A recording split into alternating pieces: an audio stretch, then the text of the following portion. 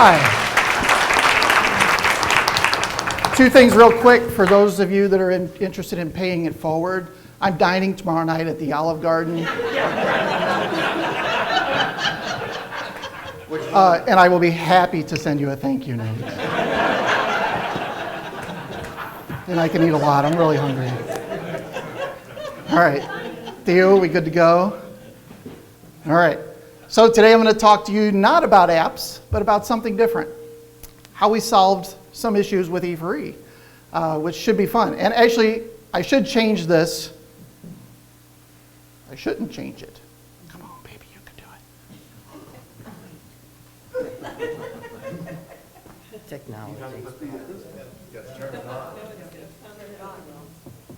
Oh, yeah, that'll help.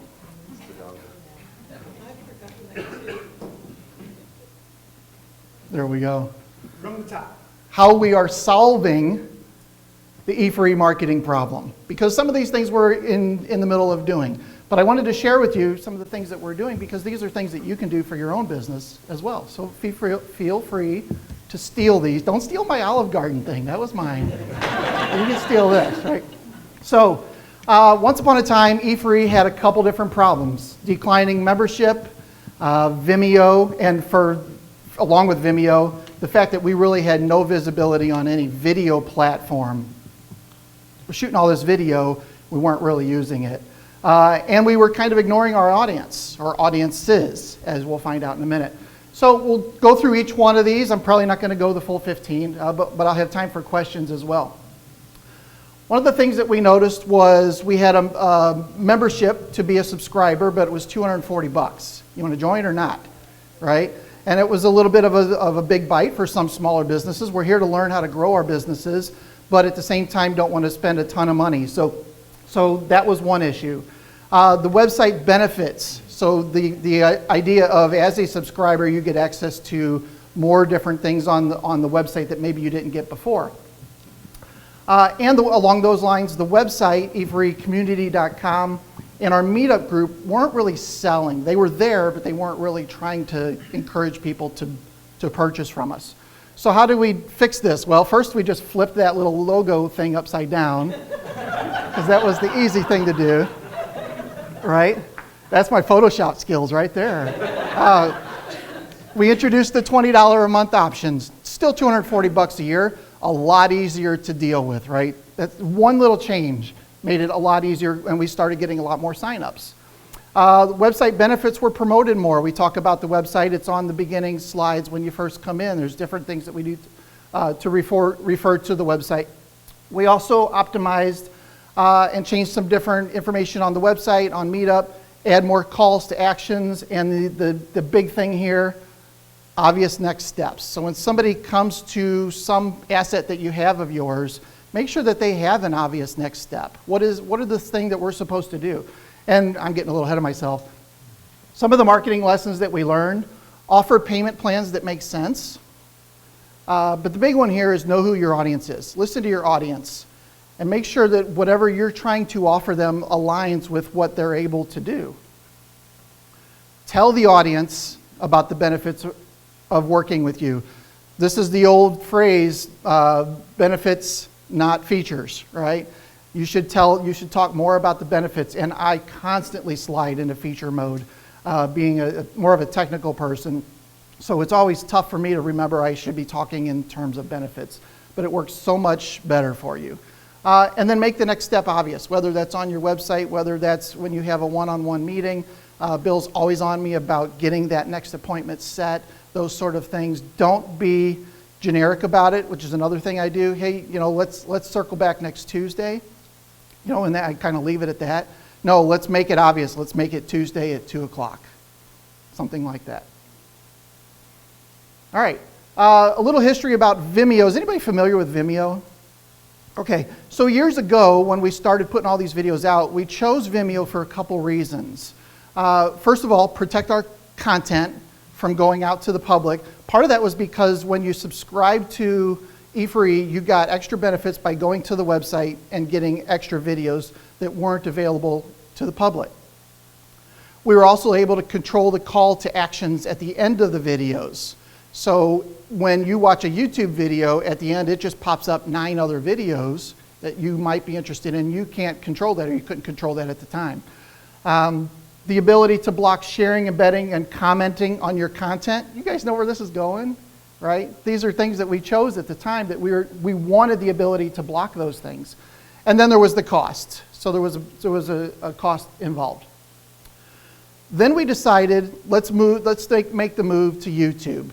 And one of the big reasons is nobody was accessing the website to see these secret videos, right? Nobody was doing that. Secondly, YouTube is the #2 search engine. If we need to increase our membership, we need to be where the people are with the thing that the people need, in this case, videos, building business-related videos. So at the time, we had about 240 videos that had to be moved. Amber did all that. She got all those moved over, and we changed some things. So we changed to let our content be public. So now anybody can get to any E4E video that they want to. We're adding bumpers. I should put adding because this hasn't been done yet. Bumpers to control the calls to action. So a bumper at the beginning, which I think Theo does, and a lot of the newer videos, they have the E4E bumper at the beginning and then it goes into the presentation. Put a bumper at the end that basically says, for more information, go to our website, or some sort of bumper at the end, right? We also encourage sharing, embedding, and commenting on our videos. And one of the reasons that we do that is because the YouTube algorithm works in such a way that as people interact with your videos, they'll show that video to more potential people. So it's in our best interest to get it out there as much as we can, even outside of St. Louis. You know, we want to get it to the people in St. Louis, but if more people are watching our videos, no matter where, I mean, I'll do business with somebody in Denver or wherever, right? Most of us would. So, and then of course, $0. Who likes $0? A couple of you. I like $0, especially tomorrow night at Olive Garden. 7 o'clock. All right. Marketing lessons learned. Your content isn't so great that you should keep it to yourself. All right? Oh, yeah. And I'm a huge subscriber to the cliche, I guess it is, rising tide raises all boats. There's plenty of work for everybody out there. Get your content out there. There's no secret sauce. Well, maybe there's a secret sauce, but you're gonna gain more by helping people with that information. If you know me, I tend to overwhelm people with value. It seems to work pretty well. Tell your audience about the benefits of working with you. That sound familiar? I said that earlier. Encourage engagement with your brand, and that it just increases the amount of eyeballs on your brand overall and your offers. A little bit of data. I had to put this in there, right? So in the last 30 days of us being on Vimeo, we had 27 video views to the all 240 videos that we had at the time. 27 total views. In the last 30 days of us being on YouTube, we've had 364 views. All of 2019, 344 views total for 240 videos. Moving that to YouTube just so far in, 6 weeks? We're at 204 videos, so multiply that by whatever. And I'm not a math person. But I think we're going to be doing better on the YouTube platform, right? 240 videos at the time. Now I think we're sneaking up towards 300. So, lastly, ignoring our audiences. We weren't taking advantage of some of our assets that we had created for our brand. And we also needed affordable ways to promote some of our events. We have this asset, our meetup page. I heard a couple of you found the meetup page and came to this because of that, right? So it's out there. We put our new thing up there every month. Okay. We have our Facebook page. This is our Facebook page. It's out there. It gets a little bit of engagement, but it's not, we're not out there doing a lot with it. Sorry, Karen. Not that we're not doing anything with it. We could be doing more, right? Lastly, our LinkedIn group. We had a LinkedIn group that had over 2,000 members in it that we're not doing anything with. So, yet. Very nice, yes. So, all those things can be touched. All those things can be, start to post to, start to ask questions, start to do things. Thank you, Mark. We also have boost opportunities. Everybody's heard of, should I boost a post? Should I do this? Well, we're going to be very strategic about that and put a small amount of money towards it. But Facebook is so nice now that they're showing us Mary Kuthice's thing. This post is getting a lot of engagement. You should boost it. Of course, they want us to spend money, right? But why not? If we're already getting engagement with it, let's help push that even more, and we'll put $20 towards it or something. It's not like we're going to go negative. And Facebook's real nice about this. Congratulations, this is one of your most engaging posts. You should spend some money on it, right? We also do $50 a month. We run Facebook ads that push people to the meetup page. $50 a month. I mean, it's hardly anything. But if you're doing an event, if you're doing a webinar, if you're doing any special thing, or you just want to gain more traction with it, there are very easy ways to turn that money into not necessarily a profit, but maybe brand awareness, a lot of things going on. In our case, our ROI for spending that $50 is 2 signups at $29 each. 2 people come to an event from Meetup. We made our money plus, right? All right, marketing lessons learned. Take advantage of the created assets that you have.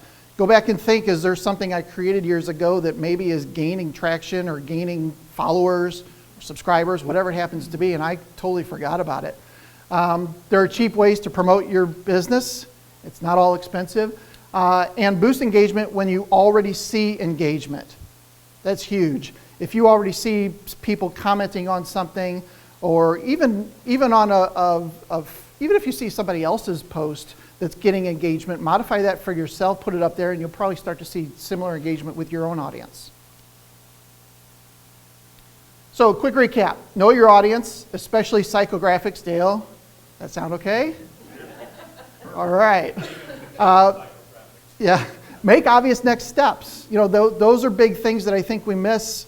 Even when I look at websites every day from businesses, a lot of times people try to make their websites pretty and pleasing to the eye, but there's no bright orange button that tells me what to do next, right? There's nothing that says click here to get started, something like that. So make it obvious, not just on your website, but that's my world. Go to where the people are. In our case, migrating to YouTube was a huge advantage for E4E. Use the assets you already have, mentioned that, and boost engagement where there's already engagement. In this case, social proof. Does anybody know what social proof is? Social proof is if somebody comes to, let's say they look at a Facebook post of yours and it has no comments, people are likely to not leave a comment because there are no comments. However, if there are 6 or 10 comments, you're probably going to click on it, read what the comments are, and then leave your spin on that, right? That's social proof. So if you start to see something, a post or something that is getting comments, fuel that fire for sure. Keep it going. All right, questions, maybe answers. Rick? Will, which place are you going to be eating? No, you mentioned something about LinkedIn, future plans for LinkedIn. Yes. Can you be more specific what you're thinking about along those lines? Yeah, sure. So we have a LinkedIn page, business page for E4E, which has been up there but we've never posted on it, or we haven't in years. So we're going to start putting our videos up there and asking questions, engaging the people that have already liked it. And then the LinkedIn group, which has over 2,000 members, same thing. We're going to start really engaging that audience. And if nothing else, just start by seeding some easy questions. And with 2,000 people, we're probably going to get some replies. Well, who started our LinkedIn page? I think Josh Turner is the one that started our LinkedIn group. Those of you who are out there and you pay attention, Josh Turner, who's probably one of the best known people in the United States on LinkedIn, started our LinkedIn. Yeah, he was an E4E member, He was E3 member partner. when he first started. Yeah. Other questions? Dale? Yeah, not a question, but a suggestion. I write a weekly blog and people subscribe to it. And I kept getting emails from them commenting on my blog post, but they'd never show up in comments.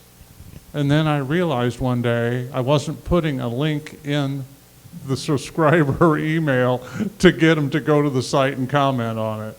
And so that simple change has now gotten me some comments on some of my blog posts. So, Yep, that's fantastic. you know, just make sure if you're using that dual medium, kind of thing, that you're incorporating the links so that you can get the comments to your site. Yep. And every comment to your site is more content that you don't have to write. There's SEO benefits to that as well because it's other people creating content for you. Bill? So my core competency is sales. Been selling for 50 years. Always had a marketing department, though, to do the marketing, right? So if you're trying to do sales and marketing, you're going to fail. It's too complicated. It's too time-consuming. You really need to hire somebody to do your marketing. I mean, there's no way you're going to grow your business without leads, and you're not going to get leads without marketing. So that's all I got to say. Thank you, Bill. All right, Rick, you're itching for... Sorry for all the questions, but a follow-up on the LinkedIn.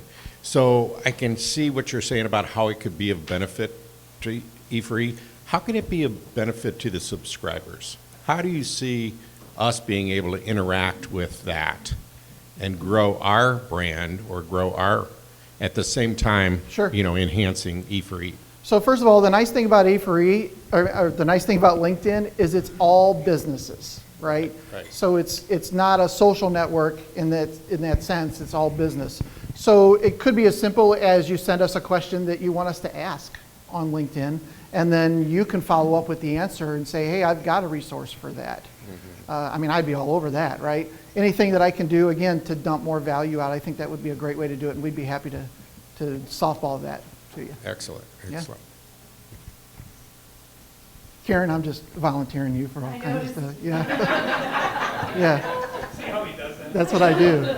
Yeah, I'm not doing any of it. Right? All right. Okay, that's it. Thank you so much. Have a great day.